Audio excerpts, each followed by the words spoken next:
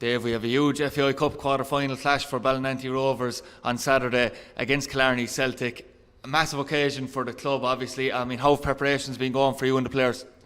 Well, this week the preparation has been quite good. We've a full bill of health. I suppose last weekend we didn't get a result that we wanted in the league. Very disappointing result away to Nina. Now, all due respect to Nina, but we didn't perform on the day. They played very, very well and we didn't get the win. So that was a bit of a setback. But this week, in fairness, the lads have come in and it's been very positive with all focus coming to Saturday to head in Killarney, you know. In saying that, Dave, obviously since you've come back from Christmas, everything has been going quite swimmingly well in terms of, you've got to the quarter-final of the Munster Junior, quarter-final of the FAI. Results in the league have been fairly good. Outside of the blip last Sunday, I know you lost in penalties to Fairview as well.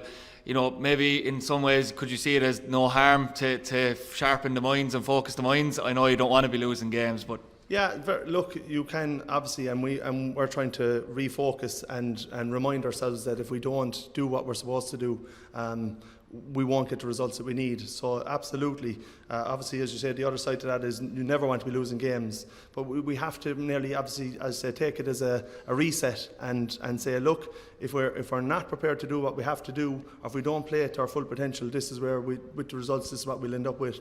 So yeah, we have tried to take the positive from it in that sense. But yeah, look, we have to just dust ourselves down. You can't look back, you have to look forward, and the next game is so big that you can't spend too long back in last weekend, otherwise you get caught cold in the week ahead, you know.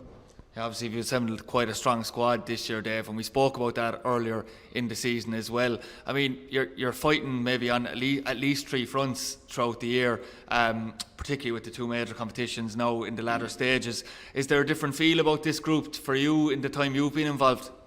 I just think through time, like this is our third year at it now, myself and Derek and with Mike Constantine previous, and now with Ray McMahon involved with us, we find maybe this year what we're trying to achieve and the way we want the team to play has come more to the forefront. It always takes time. Lads have been coached differently, not badly, but differently, and we all have our own ways and means and want your team to perform and play. So I think it has taken us the 18 months or so to get the mindset right into the way we want to perform, and I think, look, most of the lads, in fairness, have bought into it. And look, as I say, we are going well at the moment. We have lost a few games and we were slow to get going, but overall I'm delighted with the way we're going at the minute, to be honest. In terms of looking ahead to Saturday's game, you're going to Killarney. There'll be a huge crowd expected, both from yourselves travelling down as well, and Killarney, because I remember when Jamesborough played Killarney maybe 5 years ago, I think now, there was a massive crowd, so it will be a great occasion. I suppose in looking at it from yourself, there's been a lot of talk in the last few weeks about, with the formation of Kerry FC, Killarney Celtic have lost maybe 3 to 4 players. It doesn't seem to have slowed them down in the league, that's for sure. No, and I don't overly buy into that type of thing. I know it's a fact that Killarney have lost a handful of players to Kerry FC and so on, and that's great for their club as well, because it's always great to have players that are progressing on to another level at times.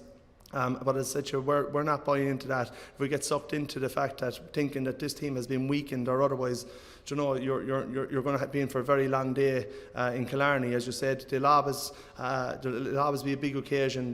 There's a lot of pride and a lot of very good players within that club, and we will not be underestimating any 11 that they put out onto the pitch, because if you do, as I said, we'll be coming back up the road with the tail between our legs, Yeah, you can correct me if I'm wrong, but I think it was 2014 when you made the FAI final last time round. You were obviously heavily involved yourself as a player at the time.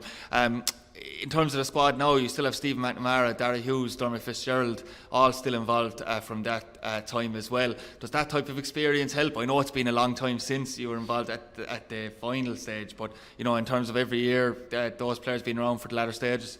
Yeah, it does, absolutely. And the lads, Stephen, Dermot, Darragh especially, have showed great loyalty. Eddie Radcliffe, another one who's on the periphery with the B team, and ourselves still around since 2014.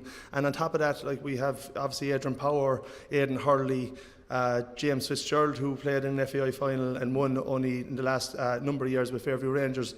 So we have that experience, and yes, it is a vital part of the dressing room. I know it's an old cliche talking about mixing old and young, but we do have that. We have that bit of rawness, and we have that experience as well. So the dressing room's a good place. The lads are buzzing. They're all in good form.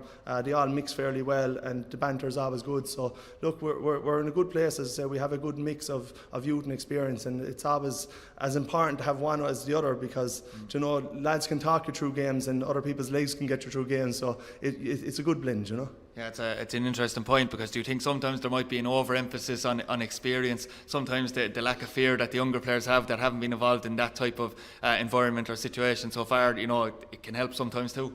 Yeah, I think there's argument for both, to be honest with you. As I said to you, if you can get a good mix of both, it's vital. But yeah, young players are great because, as I said to you, they just eat it up. You know, they don't carry any ghosts, and I've mentioned that there in the last time I spoke on an interview about carrying ghosts from previous competitions. So, and young players don't do that.